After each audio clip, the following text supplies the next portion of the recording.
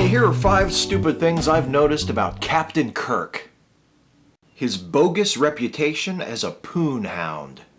This first one isn't actually Kirk's fault. It's more of a common misconception about him. Contrary to popular myth, it was not until J.J. Abrams' first Star Trek movie in 2009 that we got visual confirmation of Kirk's willingness to, as Eddie Murphy once so eloquently put it, fuck a green bitch. Oh, Kirk's definitely a ladies' man, don't get me wrong, but that doesn't make him the slobbering horn dog following his erect cock around through the corridors of the Enterprise like some pussy detecting divining rod that many people assume he is. In fact, occasional affairs and frequent flirtations aside, Kirk's attitude toward women seems to be relatively enlightened and progressive, especially when compared to the prevailing attitude toward women of the 1960s when the original Star Trek series was produced. But that doesn't mean that Kirk is without his character flaws. For example, he's tough on his uniforms.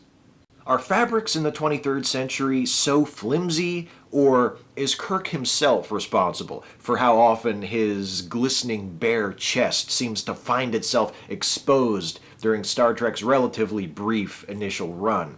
Some people might chalk this up as being related to the ladies' man thing, but I can't help but notice how often it is that Spock is close at hand during these shirtless incidents. Hell, Spock himself was even responsible for tearing Kirk's shirt on at least one occasion.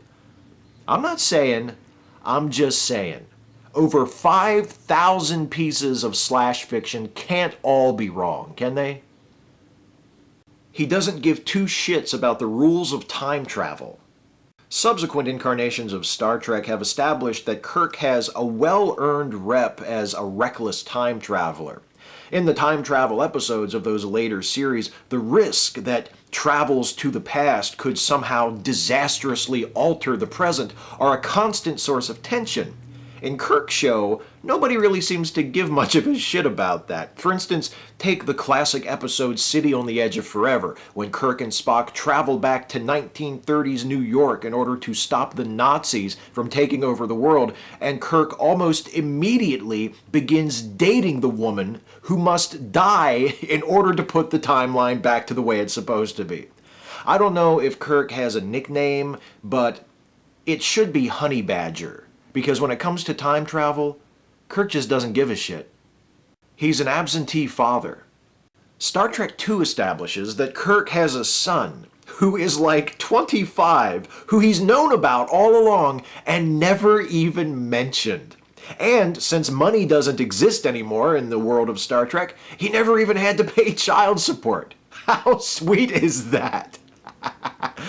I mean, one of my favorite moments in Star Trek II is when Kirk and Spock are rushing to the bridge for something, and Kirk turns to Spock and says, "That young man back there is my son."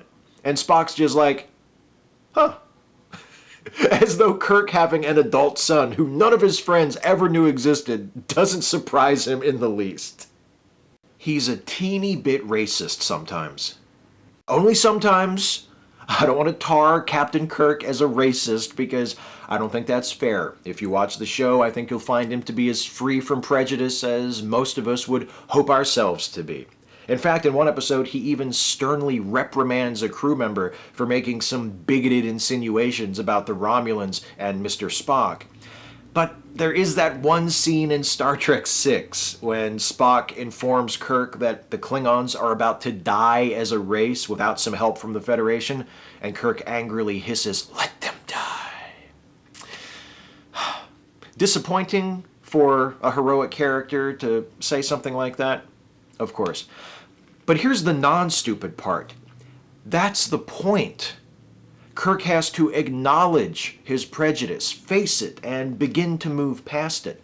It's that sort of dynamic characterization that helps to make Star Trek VI such a good movie and helps Kirk to continue to endure as a fun, interesting, exciting character, even after appearing in over 100 hours of TV and film over the course of nearly 50 years. The hardest part is only picking 5. Catch you next time.